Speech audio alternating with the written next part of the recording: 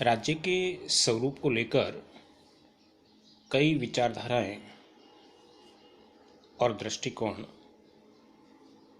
राजनीति विज्ञान में प्रचलित है।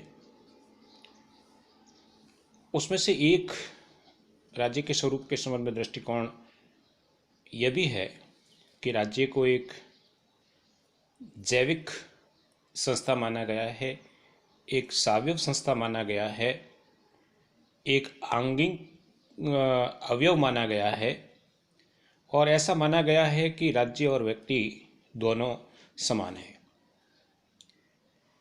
व्यक्तिवादी विचारधारा जो थी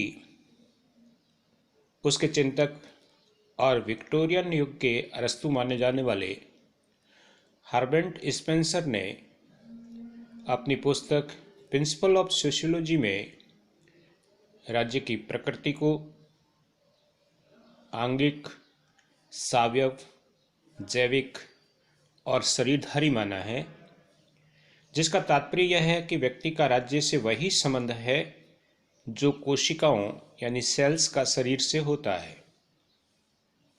दूसरे शब्दों में राज्य व्यक्ति के शरीर के समतुल्य है।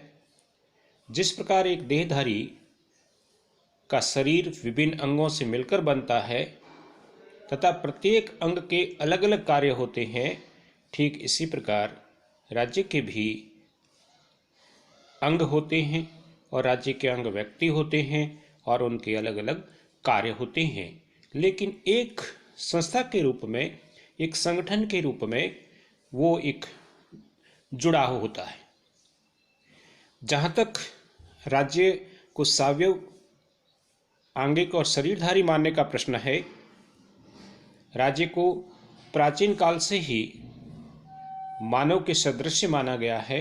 यूनानी विचारक प्लेटो ने राज्य और व्यक्ति के बीच सादृश्यता को स्वीकार किया और उन्होंने माना कि राज्य की बनावट मनुष्य के शरीर के समान है। राज्य के तीनों वर्ग, शासक, रूलर, सैनिक, स्पॉय और श्रमिक, कृषक, जो मानव आत्मा के तीन गुणों बुद्धि, साहस और तृष्णा पर आधारित है, उसी से निर्मित होते हैं। प्लेटो दार्शनिक राजा को राज्य के प्रमुख व्यक्ति के रूप में या शासक के रूप में स्वीकार करते हैं।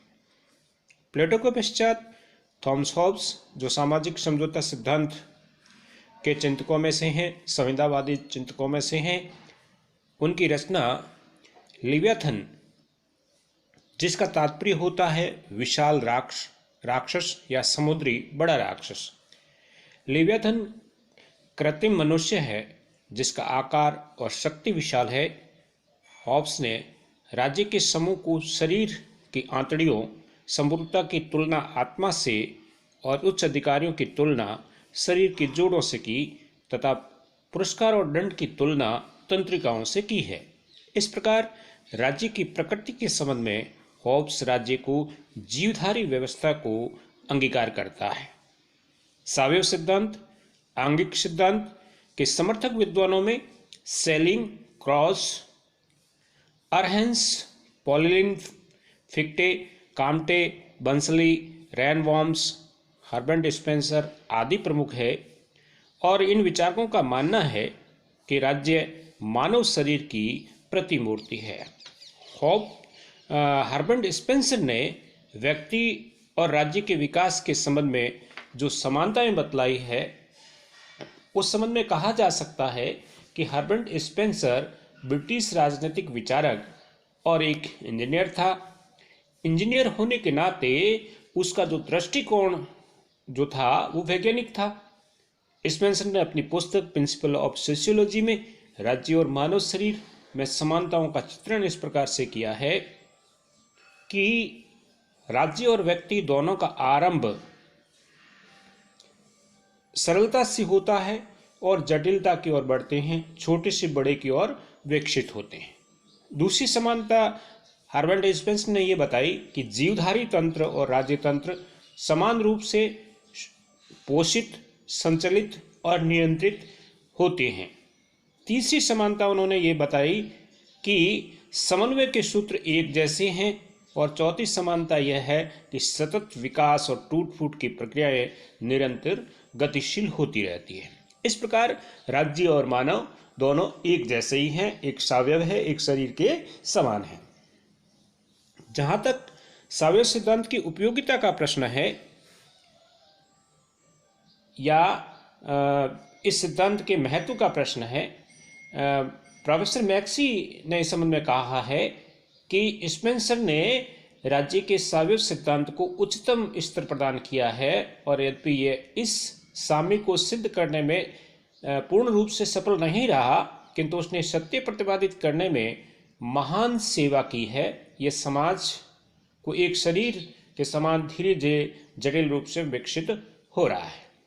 संक्षेप में यदि हम बात कहें कि सावयव सिद्धांत की उपयोगिता या गुण या महत्व किस प्रकार के हैं, तो हम कह सकते हैं कि फर्स्टली यह सिद्धांत बतलाता है कि जिस प्रकार व्यक्ति और उसके अंगों में परस्पर निर्भरता होती है, ठीक इसी प्रकार राज्य और उसके अंगों में निर्भरता है। दूसरा, यह सिद्धांत राज्य की एकता को बढ़ावा देता है। तीसरा, यह सिद्धांत राज्य को एक विकसित संस्था मानता है। चौथा, यह सिद्धांत राज्य और व्यक्ति की घनिष्ठता को बढ़ावा देता है। पांचवा, यह सिद्धांत राज्य की ऐतिहासिक विकास के महत्व को दर्शाता है। छठा, यह सिद्धांत प्रत्येक कल्याण, सबके कल्याण में व्यक्ति के कल्याण की बात कहता है। और अंतिम, यह सिद्धांत व्यक्ति के सामाजिक प्रवृत्ति को बढ़ावा देता है। आपसी निर्भरता, एकता, विकसितपन, ऐतिहासिकता, कल्याण आदि तत्वों में सावयव सिद्धांत का अपना महत्व है।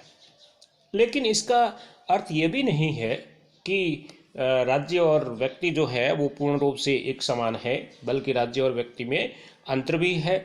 इसीलिए कुछ आलोचक ये कहते हैं कि सावयव सिद्धांत अधकचरा और अपरिपक्व सिद्धांत है। इस कथन की विवेचना की इस कथन को अगर विवेचित करें तो पाएंगे कि राज्य और व्यक्ति दोनों एक समान नहीं हो सकते। हालांकि ये माना जाता है कि जिस प्रकार व्यक्ति के शरीर में आहार तंत्र होता है, इसी प्रकार राज्य में उत्पादन तंत्र काम करता है। जिस प्रकार शरीर में परिसंचरण तंत्र होता है, इसी प्रकार राज्य में यातायात के साधन होते हैं। जिस प्रकार जो व्यक्ति है उसमें नियामक तंत्र रेगुलेटरी सिस्टम होता है, उस प्रकार जो है राज्य में शासन और सेना होती है। तथापि समानता के बावजूद भी कुछ अंतर स्पष्ट रूप से देखे जा सकते हैं। इसमें पहला अंतर यह है, संरचना के आधार पर यदि अंतर देखा जाए तो राज्य रूपी शरीर की इकाइयां साथ साथ सटी हुई नहीं होती, बल्कि बिखरी हुई होती है, जबकि जीवधारी शरीर के सभी कोष एक साथ सटे हुए होते हैं। यानी जहां राज्य के जितने भी अंग और इकाइयां हैं वो अलग अलग प्रकार के अलग अलग स्थानों पर कार्य करते हैं, लेकिन शरीर की जो इकाइयां हैं वो घनिष्ठ रूप से जुड़ी होती है, एक साथ होती है। दूसरा अंतर चेतना के केंद्र को लेकर है कि प्राणी के शरीर में चेतना का केंद्र जो होता है वो मस्तिष्क होता है, जबकि राज्य के शरीर में प्रत्येक अंग चेतना का केंद्र होता है। कोई भी ऐसा केंद्र नहीं है जिसमें चेतना का केंद्र न हो। राज्य में प्रत्येक चेतना का केंद्र होता है, जबकि व्यक्ति में केवल मस्तिष्क चेतना का केंद्र होता है। तीसरा अंतर यह है, स्पेंसर ने व्यक्तिवादी होने के कारण सावयव सिद्धांत में ऐसे निष्कर्ष निकाले हैं जो आपस में बेमेल हैं। प्राणी विज्ञान और व्यक्तिवाद अनमोल पृथक पृथक छोड़े हैं जो दो गाड़ी दो विरोधी दिशाओं में खींचती है। फिर नेक्स्ट जो अंतर यह है कि सावयव सिद्धांत में निरंकुशता के दर्शन होते हैं। इसमें व्यक्ति के व्यक्तित्व का राज्य में विलीनीकरण हो जाता है, निरंकुशता को बढ़ावा मिलता है। जन्म, विकास और मृत्यु के नियम राज्य और व्यक्ति पर समान रूप से लागू नहीं होते। मानव शरीर के समान हो सकता है, राज्य जो है वो शरीर के समान हो सकता है, स्वयं शरीर नहीं है। राज्य और प्राणी के शरीर में निश्चित रूप से कुछ समानताएं हैं तो कुछ असमानताएं हैं। राज्य स्वयं शरीर है। व्यक्ति का स्थान पूर्व निर्धारित नहीं होता, प्राणी शरीर में प्रत्येक अंग का स्थान पूर्व निर्धारित नहीं होता, लेकिन राज्य में व्यक्ति का अपना स्थान स्वयं बनाता है। इन तथ्यों के आधार पर कहा जा सकता है कि सावयव सिद्धांत एक अधकचरा और अपरिपक्व सिद्धांत है, तथापि राज्य की उत्पत्ति में समझाने में यह बहुत महत्वपूर्ण साधन है।